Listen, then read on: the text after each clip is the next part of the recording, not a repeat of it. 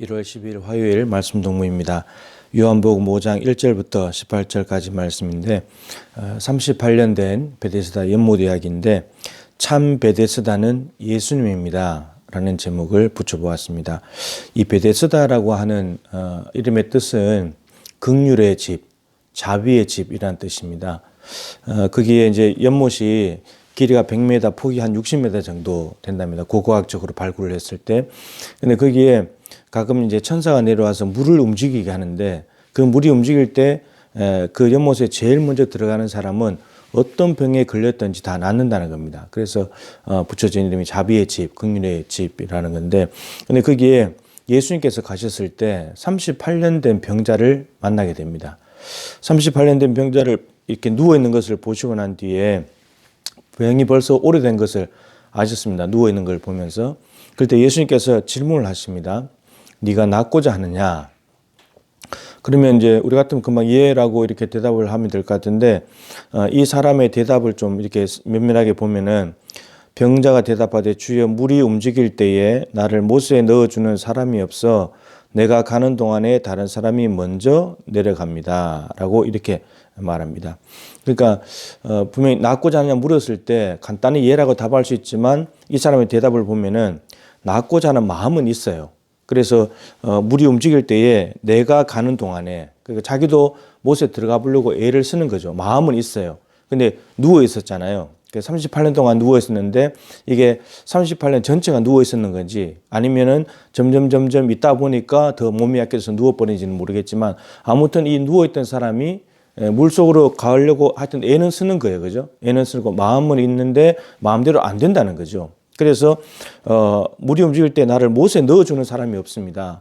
다른 사람들이 나를 좀 넣어주면 좋겠는데 근데 자기들이 먼저 나으려고 먼저 간다는 거예요. 그리고 자기도 마음이 있어가지고 갑니다. 애는 씁니다. 누워서 아무래도 몸을 돌려서 이렇게 팔로 기어서 간다든지 하여튼 애는 쓰고 몸부림은 치는데 문제는 다른 사람이 먼저 가버립니다.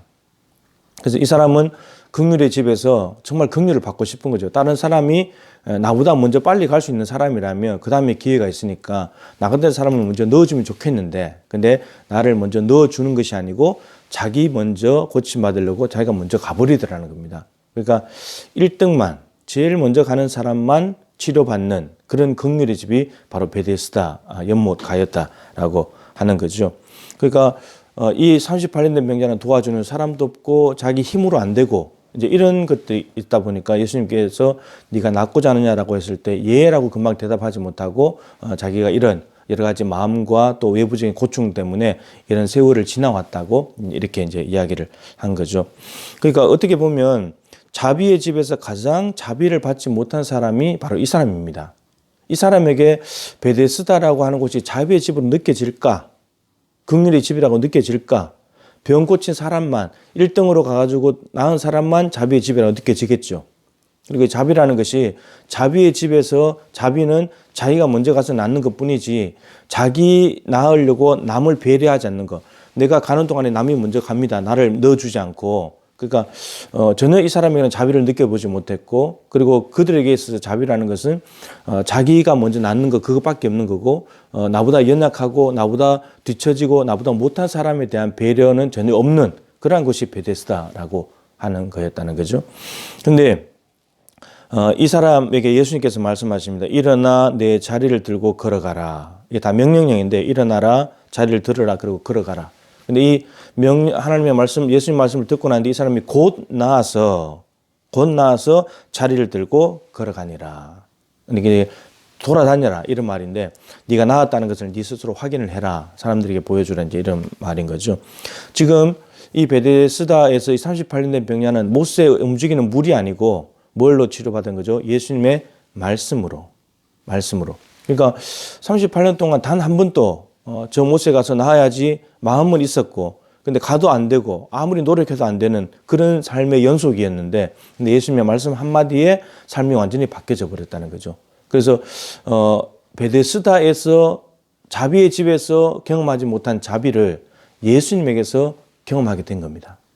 그러니까 예수님은 말씀으로 참 베데스다는 예수님입니다. 그리고 베데스다는 1등으로 들어가는 사람만 낳는 거고, 그죠? 그리고 남에 대한 배려는 전혀 없고, 그리고 아픈 사람 중에서도 정말 아파서 자기가 몸부림쳐도 안 되는 사람들은 전혀 자비를 얻지 못하는 그런 곳이었는데, 예수님은 정말 그런 사람에게 오히려 자비를 베푸시는 분이었다라고 하는 거죠. 그리고 더 중요한 것은 나중에 이제 예수님이 다른 데로 가셨다가 다시 만나게 됐을 때 이렇게 말씀하십니다.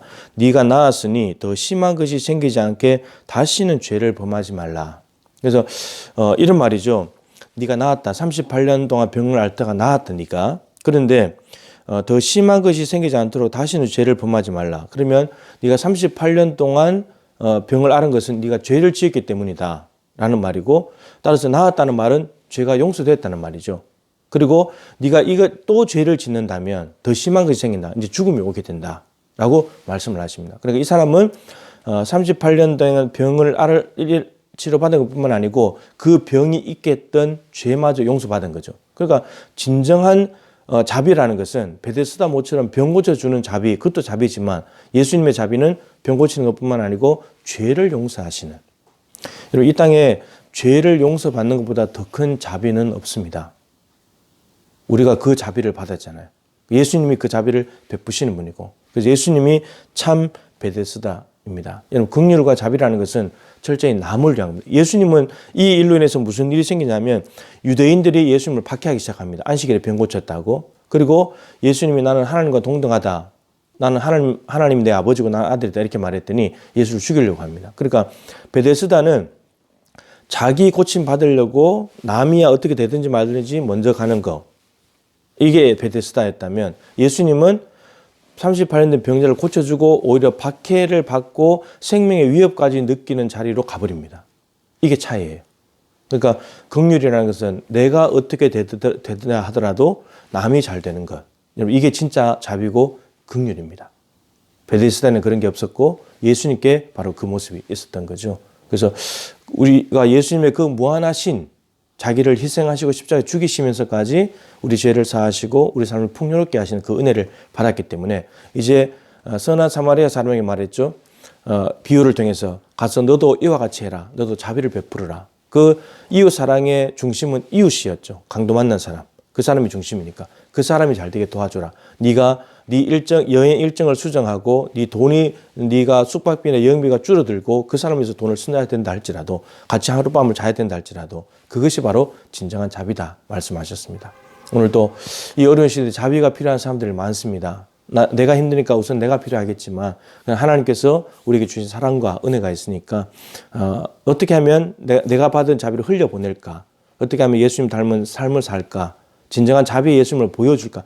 내가 자비를 한번 베풀면 그것이 예수님이 우리에게 주시는 자비라는 것을 보여주는 것이 되기 때문에 우리도 그러한 삶을 살아갔으면 좋겠습니다. 38년 된 병자 우리 아닙니까?